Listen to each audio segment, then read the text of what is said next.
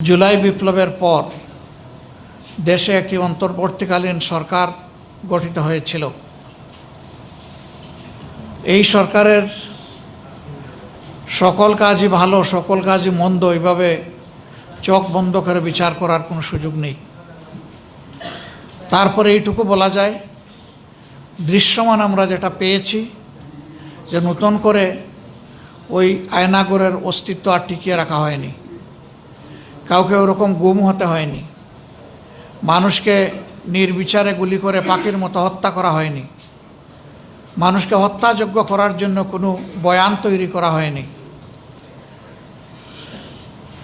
এইটুকু আমরা দৃশ্যমান দেখেছি। কিন্তু তাদের একটি পবিত্র দায়িত্ব ছিল, তারা যেহেতু ট্রানজিশনাল পিরিয়ডের সরকার, পাওয়ার ট্রান্সফারটাকে তারা স্বচ্ছ এবং গ্রহণযোগ্য করা ছিল তাদের দায়িত্ব। কার্যত এই দায়িত্ব তারা পালন করতে পারেননি, এই দায়িত্বে পালনে তারা ব্যর্থ হয়েছে। ফলে জাতির মধ্যে যে আকাঙ্ক্ষা তৈরি হয়েছিল জুলাই গণ অভ্যুত্থান এবং সীমাহীন ত্যাগের মধ্য দিয়ে, কার্যত সেই আকাঙ্ক্ষার বাস্তবায়ন এই নির্বাচনের মাধ্যমে হয়নি। কেন হয়নি তা আপনাদের সামনে পরিষ্কার। এই নির্বাচনকে সুষ্ঠু হতে দেওয়া হয়নি। এখানে ব্যাপক ইঞ্জিনিয়ারিং করা হয়েছে। ইন্টারিম গভর্নমেন্টের একজন উপদেষ্টার মুখ থেকেই তার স্বীকৃতি এসেছে, তিনি প্রথম রাজসাক্ষী। প্রফেসর ডক্টর ইউনূস তিনি যুক্তরাজ্য সফর করেছিলেন। সফরে যাওয়ার একদিন আগে জাতির সামনে ভাষণ দিয়ে তিনি বলেছিলেন নির্বাচনটি অনুষ্ঠিত হবে এপ্রিল মাসের প্রথমার্ধে এবং নির্বাচন কমিশন তার উদ্যোগ গ্রহণ করবে, বাস্তব পদক্ষেপ গ্রহণ করবে। তিনি গেলেন, সেখানে বর্তমানে যিনি প্রধানমন্ত্রী, তখন তিনি জাতীয়তাবাদী দলের ভারপ্রাপ্ত চেয়ারম্যান ছিলেন, তার সাথে বসলেন। বসে তিনি দেশে না এসে তার পক্ষ থেকে সেখানে একটা জয়েন্ট প্রেস স্টেটমেন্ট করা হলো। তিনি যে ঘোষণা দিয়ে গেলেন মাত্র 4 দিন আগে, এটিকে বদলে দিয়ে তিনি বললেন যে এই নির্বাচন ফেব্রুয়ারির প্রথমার্ধেও হতে পারে। আমরা এটার তখনই প্রতিবাদ করেছিলাম যে বিদেশের মাটিতে বসে দেশের নির্বাচনের ডেট কেন ঘোষণা করতে হবে। 2 নম্বর, বিএনপি একমাত্র স্টেক হোল্ডার নয়, এখানে আরও নিবন্ধিত তখন 39টা বা 41টা দল ছিল। তাদের সাথে বিভিন্ন পর্যায়ে অন্তর্বর্তীকালীন সরকারের প্রধান বসেছেন, তার উপদেষ্টারা বসেছেন, কথা বলেছেন। এই সব কিছুর পরেই তো তিনি একটা ঘোষণা দিয়ে বিদেশ গিয়েছিলেন। তিনি কারোর সাথে কথা না বলে শুধু একটা দলের নেতার সাথে কথা বলে সেটা কেন বদলাতে যাবেন? এইটাকে আমরা একটা অসুস্থ প্র্যাকটিস বলে উল্লেখ করেছিলাম এবং বলেছিলাম যে তিনি একটা ভুল বার্তা জাতিকে দিয়ে এসেছেন। তারই ধারাবাহিকতায় নির্বাচনী ইঞ্জিনিয়ারিং হয়েছে। এখন শুধু বিগত ইন্টারিম গভর্নমেন্টের উপদেষ্টাই নয়, বরঞ্চ স্বয়ং সরকারেরই একজন প্রতিমন্ত্রী তিনিও বলে ফেলেছেন যে আন্দোলন করেছে ছাত্র যুব সমাজ, আমরাও ছিলাম, তবে প্রফেসর ডক্টর ইউনূস ক্যাপ্টেনের হাতে যুক্তরাজ্যে গিয়ে তিনি ট্রফি তুলে দিয়ে এসেছেন। ট্রফি যদি ওখানেই তুলে দেওয়া হয় তাইলে আর নির্বাচন থাকলো কোথায়? এটি দ্বিতীয় রাজসাক্ষী। এর মাধ্যমে এটা প্রমাণিত হয়ে গেল যে নির্বাচনে যোগসাজশের মাধ্যমে ব্যাপক অনিয়ম করে জনগণের প্রত্যাশার কবর রচনা করা হয়েছে। 2টি ভোট একই দিনে একই সাথে অনুষ্ঠিত হয়েছে, 2টি ব্যালটে, পৃথক ব্যালটে। একটি ভোট ছিল জাতীয় সংসদ সদস্য হিসেবে যাকে তারা নির্বাচিত করবেন, আরেকটি ভোট ছিল গণভোটে হা কিংবা না। এখানে 4টি সুস্পষ্ট প্রশ্নমালা ছিল। এর ভিত্তিতেই জনগণ তাদের রায় দিয়েছে। 2টি ব্যালটেরই সদ্ব্যবহার হয়েছে। যারা ভোট দিতে এসেছেন তাদের 68 উপরে জনগণ হার পক্ষে ভোট দিয়েছে গণভোটে। আর বিগত সরকারের যে উপদেষ্টা বলেছিলেন যে আমরা তাদেরকে মেইন স্ট্রিম হতে দেইনি, তাদের 168টা পাওয়ার কথা ছিল, আমরা 100টা কেটে নিয়েছি, তাদেরকে 68তে আমরা বেঁধে দিয়েছি। আপনি দেওয়ার না দেওয়ার কে? Who has given you that power? এটা চরম লজ্জাজনক, কিন্তু সত্য চাপা থাকে না, বের হয়ে আস।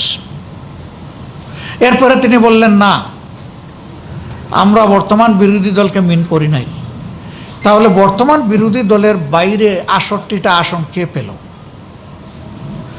আসলে হাজারবার চেষ্টা করলেও শাক দিয়ে ভাত ডাকা যায় না। সত্যকে মিথ্যার প্রলেপনে অন্ধকারে ফেলে রাখা যায় না, সত্যের আলো বের হয়ে আসে। এটি বের হয়ে এসেছে। ইতিহাস হয়তো একদিন এই নির্বাচনের পোস্টমর্টম করবে, সেদিন আরও চুলচেরা অনেক জিনিস বের হয়ে আসবে। তবে আমাদের ঐক্য বাংলাদেশের জনগণের দেশ পরিচালনার দায়িত্বে গেল কি গেল না, এটা আমাদের বড় আফসোসের জায়গা নয়। আমাদের বড় আফসোসের জায়গা জনগণের আকাঙ্ক্ষার যে মৃত্যু হলো এই জায়গাটায়। এরপরে কি হলো? দেশে একটা অস্থিতিশীল পরিবেশ আমরা চাইনি তাৎক্ষণিক সৃষ্টি হোক। এই ধরনের ইলেকশনই শেষ ইলেকশন নয়। এই মার্কা ইলেকশনে 2008 সালেও হয়েছিল। তো 2008 সালে বোঝাপড়ার মধ্য দিয়ে পিছনের দরজায় যারা প্রবেশ করে ক্ষমতার মসনদে আরোহণ করেছিলেন, তারা তো তাদের পরিণতি বহন করে বিদায় নিয়েছেন। এখনও যদি কেউ এরকম করে থাকেন এবং যদির কোনো অবকাশ নাই, ইতিমধ্যে তা প্রমাণিত, তাহলে তাদের পরিণতিও ভিন্ন কিছু হওয়ার কথা নয়। কারণ মূল জাস্টিস আল্লাহ তাআলার হাতে। আল্লাহর বিচার কখনো পক্ষপাতিত্বমূলক হয় না। যার যেটা পাওনা আল্লাহ তাকে সেটা সমঝিয়ে দেন, বুঝিয়ে দেন। আমাদের আফসোসের জায়গা হচ্ছে 54 বছর বাংলাদেশের জনগণের ভোটের অধিকার আর কতদিন এইভাবে চূড়াবালিতে হামাগুড়ি খাবে? এটি আমাদের আফসোসের জায়গা। তবে হ্যাঁ, আমরা আশাবাদী এই অপসংস্কৃতির অপনোদন হবে এবং সুস্থ রাজনীতির বিকাশ ঘটবে। আমরা সেই সুস্থ রাজনীতির ধারায় হাঁটছি বলেই এত বড় দলীয় বা জোটগত ক্ষতি আমরা মেনে নিয়েছি বৃহত্তর স্বার্থে। এবং আমরা প্রথম দিনই আমরা 2টি শপথ নিয়েছি, সংসদ সদস্য হিসাবে এবং সংস্কার পরিষদের সদস্য হিসাবে। আফসোস, বর্তমান সরকারি দল তারা একটা নিয়েছেন, দ্বিতীয়টা নেননি। কি নেননি আপনারা জানেন। তারা বললেন গণভোট অবৈধ, এবার আবার বলছেন ফ্যাক্টাম ভ্যালিড। কি তালবেতাল কারবার, কিছুই বুঝি না। গণভোট যদি অবৈধ হবে তাইলে সেই গণভোটের প্রস্তাব আপনারাই করেছিলেন কেন? এইটাও তো আপনারা ইতিমধ্যে স্বীকার করেছেন, কারণ এই সত্য তো গোপন করতে পারবেন না। সেদিন সংস্কারের জন্য গঠিত ঐকমত্য কমিশনে যা আলোচনা হয়েছে তা লাইভ কাস্ট হয়েছে, দেশ এবং দুনিয়ার মানুষ জানে, এটা লুকানোর কোনো সুযোগ নেই। এই জন্য তারা স্বীকার করতে বাধ্য হয়েছেন যে এই প্রস্তাবটা তারাই প্রথম করেছিলেন। দ্বিতীয়ত, নির্বাচনী প্রচার অভিযানে আমরা একটু বেশি জোর দিয়েছি গণভোটের উপরে, হা বলার উপরে। ওনারাও কথা বলেছে, ভোট চেয়েছে হার পক্ষে। তাহলে এখন এসে আপনারা অবৈধ বলছেন। তাদের মধ্যে 2-1 বলে ফেলেছেন এটা নির্বাচনের সময় কিছু কথা বলতে হয়। হোয়াট ডাজ ইট মিন? এর অর্থ হচ্ছে এইভাবেই জনগণকে ধোঁকা দিতে হয়। আমরা সেই ধোঁকা প্রতারণার রাজনীতিতে বিশ্বাস করি না। আমরা এটাকে প্রত্যাখ্যান করি এবং ঘৃণা করি। প্রিয় দেশবাসী, এভাবেই সংসদ অধিবেশন ডাকা হলো। নির্দিষ্ট 30 দিনের সময়সীমার ভিতরে ডাকতে হবে এবং আদেশে একই সাথে এটাও বলা ছিল যে পদ্ধতিতে সংসদ অধিবেশন ডাকা হবে একই পদ্ধতিতে একই সময়ে সংস্কার পরিষদের অধিবেশনও ডাকতে হবে। পদ্ধতি পরিষ্কার। প্রধানমন্ত্রী যিনি হবেন সংখ্যাগরিষ্ঠ দলের যিনি নেতা হবেন সেই প্রধানমন্ত্রী বিদ্যমান রাষ্ট্রপতিকে লিখিত অনুরোধ জানিয়ে দুটি অধিবেশন ডাকার আহ্বান জানাবেন। তিনি একটি ডাকলেন, আরেকটি ডাকলেন না। এইখানেই তিনি তার দায়িত্ব পালনে ব্যর্থতার পরিচয় দিয়েছেন। সংকট প্রথমে উনাদের শপথ না নেওয়ার মধ্য দিয়ে সূচনা, এরপরে সংসদ অধিবেশন না ডাকার মধ্য দিয়ে তার সুলকলা পূর্ণ। এরপরে আপনারা দেখেছেন একেবারে শেষ প্রান্তে গিয়ে মার্চ মাসের 12 তারিখ অধিবেশন ডাকা হলো। হাতে থাকলো 2টি দিন, সেই 2টি দিন আবার ছুটির দিন। আল্লাহ তাআলার মেহেরবানি, ফেব্রুয়ারি মাসটা 28 দিনে হওয়ার কারণে একটা দিন আমরা শেষমেশ পেয়ে গেলাম 15 তারিখ। সেই দিনেই আমরা নোটিশ মুভ করলাম। নোটিশ আলোচনার জন্য স্থির হলো যে এই নোটিশের উপরে আলোচনা হবে। আলোচনা হলো, তারপরে সরকারি দল তাদের 2/3 মেজরিটির বলে তারা এটাকে নাকচ করে দিল। শেষ পর্যন্ত স্পিকার এটাকে টকড আউট করে দিলেন। আমরা খুব আশাহত হলাম। স্পিকার তার প্রথম দিনের ভাষণে বলেছিলেন তিনি এখন কোনো দলের নন, তিনি গোটা জাতির অভিভাবক, এই সংসদের অভিভাবক, সেই হিসাবে তিনি নিরপেক্ষ ভূমিকা পালন করবেন। কিন্তু আমরা এখানে নিরপেক্ষ জাজমেন্ট পেলাম না পাওয়ার কারণে সংসদ থেকে আমরা মনের কষ্ট নিয়ে এবং জনগণের দেওয়া দায়িত্ব পালন সংসদের ভিতরে পালন করতে সুযোগ না দেওয়ার কারণে আমরা বাধ্য হয়ে ওয়াকআউট করে আমরা সাংবাদিক ভাইদের মুখোমুখি হই, দেশবাসীকে আমরা বিষয়টা অবহিত করি। সম্মানিত বন্ধুগণ, এই যে শুরু হয়ে গেল জনগণের রায়কে অস্বীকার, অমান্য, অগ্রাহ্য, অপমান করার ধারা, এরপরে চলছে। আপনারা দেখেছেন প্রথম দিনই অধিবেশনে প্রথম দিন অর্থাৎ 12 মার্চ বিগত সরকারের 133টা অধ্যাদেশ উত্থাপিত হয়েছিল। 30 দিনের মধ্যে এটাও নিষ্পত্তি করতে হবে। ওইটা আবার 30 কার্য দিবস না, 30 পঞ্জিকা দিবস। এরপরে একটা কমিটি করে দেওয়া হলো, বিশেষ কমিটি। সেই কমিটিতে যাচাই বাছাই করে আমাদের যারা বিরোধী দলীয় প্রতিনিধি ছিলেন তারা বুঝতে পারলেন যে জায়গায় সংবিধানের বর্তমান অবস্থানকে পরিবর্তন করার জন্য অধ্যাদেশ জারি হয়েছে সেই জায়গাগুলো বিএনপি বদলাতে চায় না। অর্থাৎ ওই জায়গাগুলো রেখে দিয়ে ফেসিবাদী কায়দায় তারা হয়তো দেশ চালাতে চায়। আমাদের লোকেরা তখন নোট অফ ডিসেন্ট বা আপত্তি দিয়েছেন। এরপরে আমরা বসলাম কার্যনির্বাহী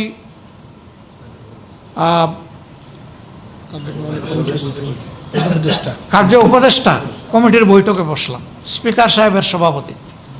সেখানে কথা হলো, তারা চাইলেন যেগুলো তাদের পছন্দ না এগুলো ল্যাপস করে দেওয়া, আলোচনায় আনবেন না। আমরা বললাম তা আমরা মানব না। 133টা সংসদে উত্থাপিত হয়েছে, এটা সংসদের প্রপার্টি, সংসদেই আলোচিত হতে হবে।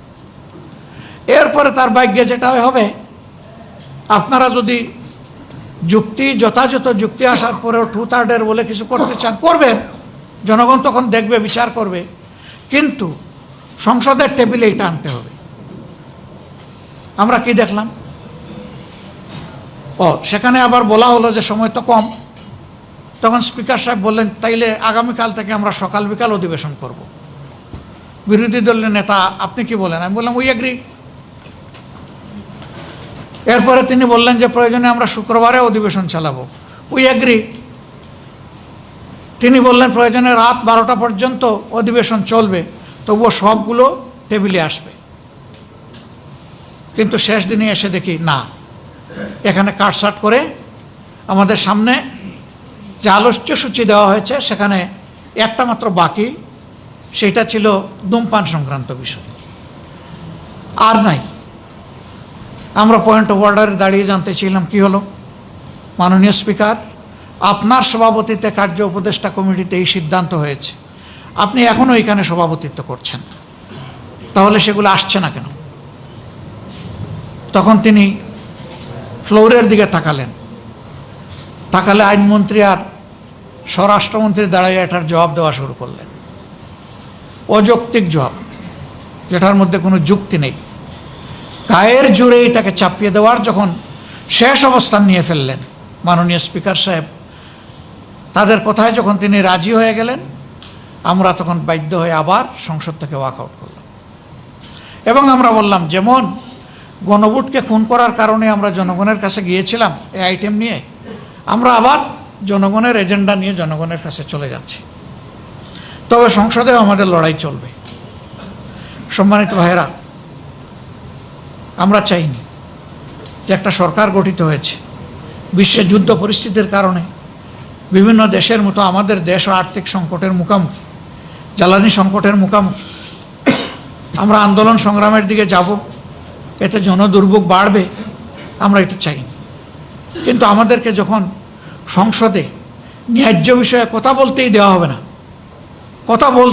হবে না, তখন আমাদের জায়গা থাকে রাজপথ। কারণ আমরা জনগণের দায়িত্ব নিয়ে তো সেখানে ঢুকেছি, জনগণকে কথা দিয়েছি, সেই কথাগুলোর বাস্তবায়ন হচ্ছে না, কথা বলতে দেওয়া হচ্ছে না।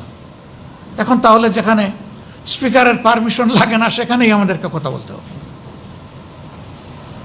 আবার আপনারা দেখেছেন এত বড় এজেন্ডাগুলো আসছে একটা একটা করে, যেখানে আমাদের নোট অফ ডিসেন্ট প্রথমে আমাদেরকে সময় দেওয়া হলো 2 মিনিট, আমার অনুরোধে বাড়িয়ে বাড়িয়ে করা হলো প্রথম জনকে 6 মিনিট। তারপরে আমি দাঁড়ালাম, আমি বললাম যে যদি ডিবেট হতে হয়, পার্লামেন্টারিয়ান ডিবেট, 2 মিনিটে কোনো ডিবেট হয় না, 2 মিনিটে কমেন্ট পাস করা যায়। এই সাবজেক্টটা কি, কেন, এর গুরুত্ব কি, কোথায় আমরা যেতে চাই, এটা বলতে হলে মাননীয় স্পিকার এই 2 মিনিটে হবে না। তিনি বললেন আমি তো 6 মিনিট দিয়েছি, ঠিক আছে আর একটু সময় বাড়িয়ে দেবো। আমি বললাম আপনি পর্যাপ্ত সময় আমাদেরকেও দেন, ওনাদেরকেও দেন, আমাদের কোনো আপত্তি নেই। তখন তিনি বাড়িয়ে এটা 10 মিনিট করলেন। একজনকে শুধু 15 মিনিট সময় দেওয়া হয়েছে, বাকিদের জন্য 10 মিনিট। আর ট্রেজারি বেঞ্চ থেকে যারা দাঁড়িয়েছেন তারা এক কিংবা একাধিক ব্যক্তি আনলিমিটেড টাইম কথা বলেছেন, এগুলো আপনারা দেখেছেন মিডিয়ার মাধ্যমে। আমাদের সমস্যা হলো, আমাদের যুক্তিগুলো যখন তুলে ধরার পরে ওনারা শেষ বক্তব্য রাখে, তখন ওনারা ভুল তথ্য উপাত্ত যখন দেয়, সেইটার প্রতিবাদ করার জায়গাটা আমাদের থাকে না। এ আরেকটা সংকট আমাদের জন্য। তবে হ্যাঁ, আমরা বুঝি এই দেশের জনগণ সতর্ক। কারো বাপ হারিয়েছে, কারো ছেলে হারিয়েছে, কারো বাবা হারিয়েছে, কারো ভাই হারিয়েছে। তারা দেখছে কে কি করছেন আর কে কি বলছে, জনগণের সামনে সব পরিষ্কার। আমরা জনগণের এজেন্ডা নিয়ে এখন জনগণের সাথে কাজ করি। সংসদেও আমরা যখনই সুযোগ পাব, আমরা ন্যায্য কথাগুলো জনগণের বলতেই থাকব। সম্মানিত ভাইয়েরা, যে জিনিসগুলা অগ্রাহ্য অমান্য করা হলো, প্রথমত 70 এর মতো মানুষের রায়কে অগ্রাহ্য করে কার্যত জনগণকে অপমান করা হয়েছে। বাংলাদেশ নয়, বিশ্বের ইতিহাসে কোথাও রেফারেন্ডাম এইভাবে বৃথা যায়নি, কোথাও একটা সিঙ্গেল উদাহরণ নাই। বাংলাদেশের 4টা রেফারেন্ডাম, এটা 4র্থ। প্রথমটাও বিএনপির হাতে, প্রথমটাও সংবিধানে ছিল না। জিয়াউর রহমান সাহেব প্রথম যে গণভোট করেন, শেষটাও সংবিধানে ছিল না। ওইটা যদি জায়েজ হয়, তাইলে এটা না জায়েজ হবে কেন? হ্যাঁ, এটা মনের মতো হয় না, এই জন্য এটা না জায়েজ। এখন আবার এটা ফ্যাক্টাম ভ্যালিড। সম্মানিত দেশবাসী, এরপরে আপনারা দেখলেন যে গুরুত্বপূর্ণ কতগুলো সংস্কার যেগুলো অধ্যাদেশ আকারে এসেছিল, তার মধ্যে ছিল দুদককে রিশাফল করে দুদকের অ্যাপয়েন্টমেন্টটা পলিটিক্যাল ইনফ্লুয়েন্স থেকে বাইরে নিয়ে এসে উপযুক্ত দক্ষ নিরপেক্ষ লোককে সেখানে বসানো। দিলেন ওনারা আটকে, এটা তুললেনই না। এরপরে মানবাধিকার, এখানে একটু হালকা পাতলা আলোচনা করে এটাকে জোর করে পাশ করে নিয়ে গেলেন। পুলিশ সংস্কার কমিশন, আপনারা জানেন পুলিশে অনেক সংস্কার প্রয়োজন। স্বয়ং পুলিশও পুলিশের হাতে বিভিন্নভাবে বিভিন্ন ক্ষেত্রে তারা বৈষম্যের শিকার। এই সবগুলো জিনিস ছিল সেখানে, এইটা নিষেধ। গুম কমিশন, গুম প্রতিরোধ, আলোচনায় আসা হলো না। আরে এই গুমের শিকার লোকেরাই তো সংসদে এখন সদস্য হয়ে এসেছে। কেউ 8.5 বছর আর কেউ 4 মাস, এরকম লোকেরা এখানে আছে।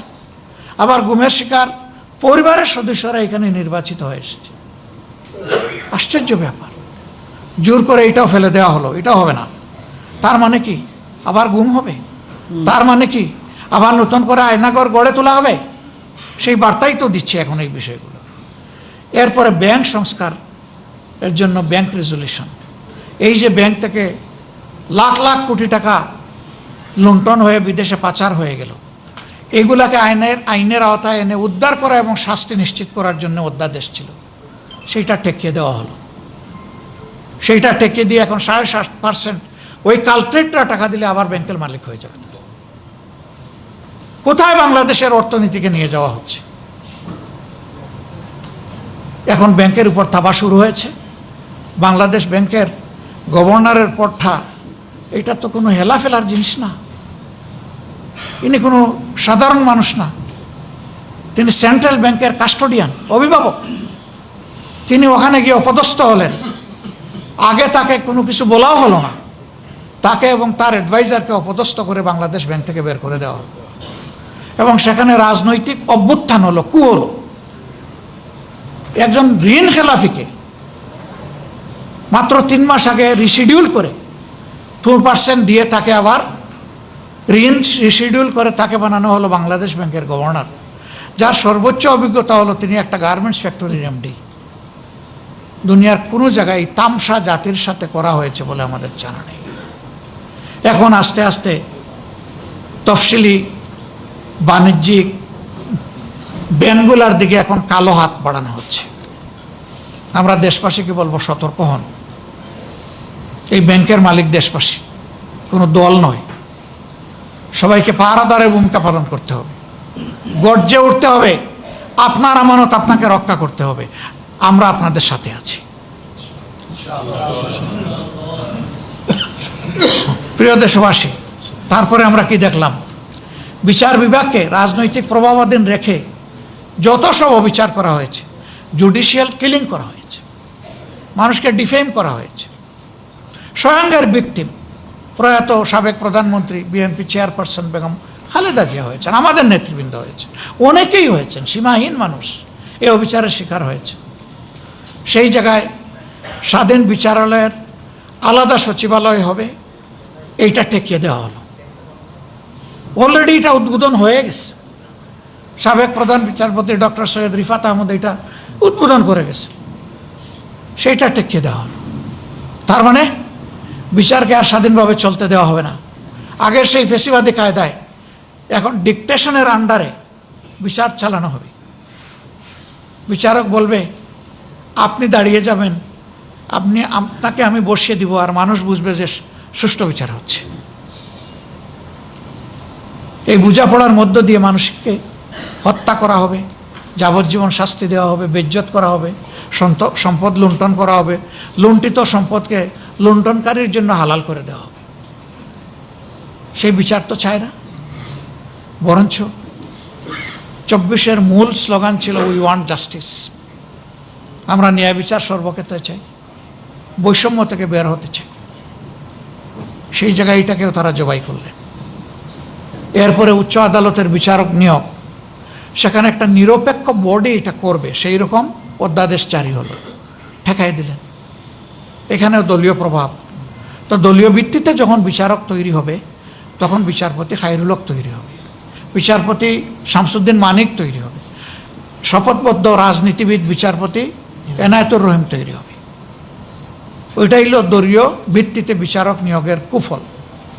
সেই কুফল তো আপনারাও বুক করলেন, আমরাও বুক করলাম। আবার কেন সেই পুরানা সংস্কৃতিতে ফিরে যাব?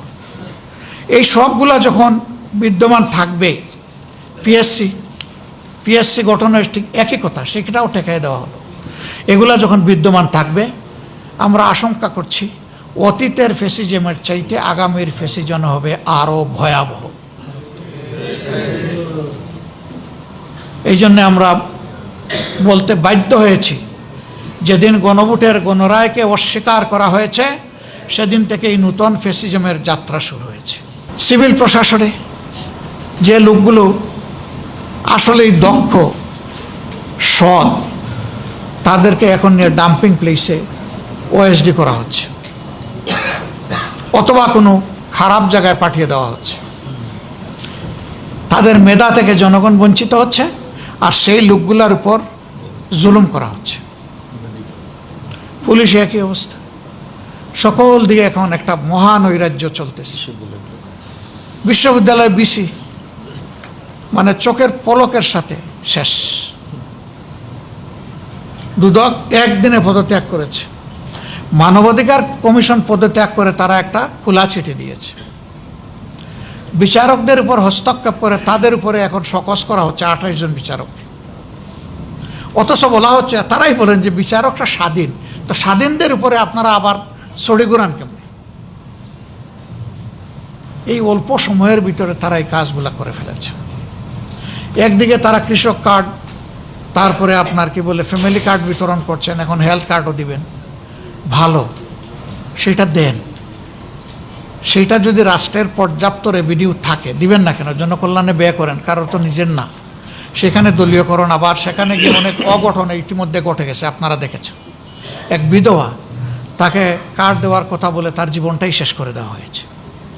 একটা কেস এসেছে, বাকিটা হয়তো লজ্জায় মুখ বুজে আছে, জানি না এরকম হয়েছে কিনা, আল্লাহ ভালো জানেন। সেখানে আবার চাঁদাবাজি হচ্ছে এটাকে কেন্দ্র করে। আর চাঁদাবাজি আগের চাইতে রেট এখন দিন দিন সব সেক্টরে বাড়তেছে। অতিষ্ঠ জনগণ, দ্রব্যমূল্যের জাতাকলে পৃষ্ঠ। দুই কারণে, একটা জ্বালানি সংকটে পরিবহন খরচ, আর একটা হচ্ছে বাড়তি চাঁদার ছাপ। এই সবটুকু এসে সাধারণ জনগণের ঘাড়ে, খেটে খাওয়া মানুষের ঘাড়ে চাপতেছে। একটা সরকার জনগণের জন্য তার একটু দুঃখ দরদ দায় থাকবে না? এরকম চলে? কি করলেন আপনারা? অথচ আপনারা বলেছিলেন যে আপনারা দুর্নীতির ত্রুটি চেপে ধরবেন। আমরা বুঝতে পারছি না কার ত্রুটি চেপে ধরা হয়েছে। হ্যাঁ, আমরা দুইটা জায়গায় ত্রুটি চেপে ধরা দেখতে পাচ্ছি। একটা মিডিয়াকে সত্য প্রকাশে বারণ করা হচ্ছে, স্পষ্টত আমরা দেখতে পাচ্ছি। আরেকটা, সমাজের বিভিন্ন জায়গায় ভালো মানুষগুলো, তাদের টুট এখন সেলাই করার চেষ্টা করা হচ্ছে। মনে রাখবেন, এইভাবে কারো টুট দীর্ঘদিন বা চিরদিন বন্ধ করে রাখা যায় না, যায়নি। আমাদের ট্যুর চলবে ইনশাল্লাহ। সম্মানিত ভাইয়েরা, আমরা এই দায় এবং কষ্টগুলা নিয়ে আমরা আছি। আমাদের অবস্থান স্পষ্ট। তাআওয়ানু আলাল বিররি ওয়াত তাকওয়া ওয়ালা তাআওয়ানু আলাল ইসমি ওয়াল উদওয়ান। আমরা ন্যায়সঙ্গত সকল কাজে সমর্থন এবং সহযোগিতা দেব। অন্যায় এবং জনগণের অধিকার হরণ করার যত কাজ আছে সব জায়গায় বাধার দেয়াল হয়ে দাঁড়াবো ইনশাআল্লাহ। এক চুল পরিমাণ ছাড় দেব না এই জায়গায়। প্রিয় দেশবাসী, আমরাও আপনাদের অংশ। সবাই মিলেই আমরা, সবাই মিলেই বাংলাদেশ, সবাই মিলে বাংলাদেশি। সুতরাং আমাদের লড়াই আমাদের জাতির জন্যে, সবার জন্যে। এই লড়াই আপনারও লড়াই, এ লড়াই আমারও লড়াই। এই লড়াই ইনশাআল্লাহ আমরা একসাথে সামনের দিকে এগিয়ে যাব। আমরা দৃঢ় আস্থাশীল, জনগণের সব দাবি আদায় হবে ইনশাআল্লাহ। গণভোটের রায়ও বাস্তবায়ন হবে ইনশাআল্লাহ। আইনি কোনো জটিলতা এই পথে বাধা হয়ে থাকতে পারবে না। আইন মানুষের জন্য, সংবিধান মানুষের জন্য। আইনের জন্য, সংবিধানের জন্য মানুষ নয়। সংবিধান সংবিধান বললে, আমি সেদিনও বলেছি, সংবিধান বললে এখন বিরোধী দলও নাই, সরকারি দলও নাই, প্রধানমন্ত্রীও নাই, বিরোধী দলের নেতাও নাই। কোত্থেকে আসছে? কোনো সংবিধানের বলে এটা আসছে।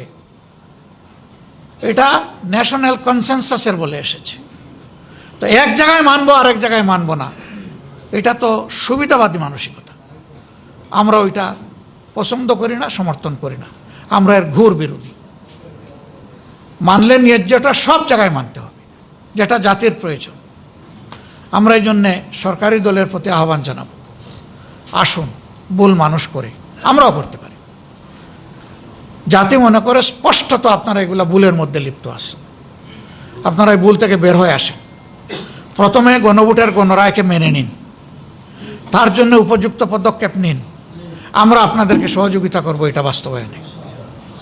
এরপরে যে অধ্যাদেশগুলো জারি করা হয়েছিল ফ্যাসিজম থেকে দেশের শাসন ব্যবস্থাকে মুক্ত করার জন্য, সেইগুলো আপনারা কথা দিয়েছেন বিল আকারে আনবেন, জন আকাঙ্ক্ষার আলোকে আনেন। আমরা বলবো যেভাবে ওই অধ্যাদেশে ছিল তার চাইতে চুল পরিমাণ পিছনে যেন না যায়, সামনে আগানোর যদি কিছু থাকে সেটাকে আমরা সাধুবাদ জানাবো। কিন্তু জনগণের উপরে ফ্যাসিজম কায়েম করার জন্য সামান্য কোনো ময়লা আবর্জনা যদি থাকে সেটা আমরা মানব না। মাননীয় স্পিকারকে ধন্যবাদ। ট্রেজারি বেঞ্চ থেকে একজন বলেছিলেন যে সমাজে অনেক ময়লা আছে, এগুলো পরিষ্কার করতে হবে। তিনি বলেছিলেন সমাজ পরিচ্ছন্ন আছে, ময়লা এখানে আছে। এই জায়গা পরিষ্কার হয়ে গেলে সমাজও পরিষ্কার হয়ে যাবে। উই ডু বিলিভ, আমরা এটা সাপোর্ট করি। এই সংসদের 300 জন মানুষের মন যদি দেশবাসীর জন্য উন্মুক্ত হয়ে যায়, দায়িত্বশীল হয়ে যায়, বাংলাদেশ বদলে যাবে ইনশাআল্লাহ। রাজনীতির সেই স্লোগান কে মানে না, ব্যক্তির চেয়ে দল বড়, দলের চেয়ে দেশ বড়। আর আমরা কার্যত দেখতে পাই দেশের চেয়ে দল বড়, দলের চেয়ে ব্যক্তি বড়। এই কার্যধারাকে, এই চরিত্রকে পাল্টাতে হবে। রাজনীতির এই সংস্কৃতি বাংলাদেশে ইনশাআল্লাহ আর চলতে দেওয়া হবে না।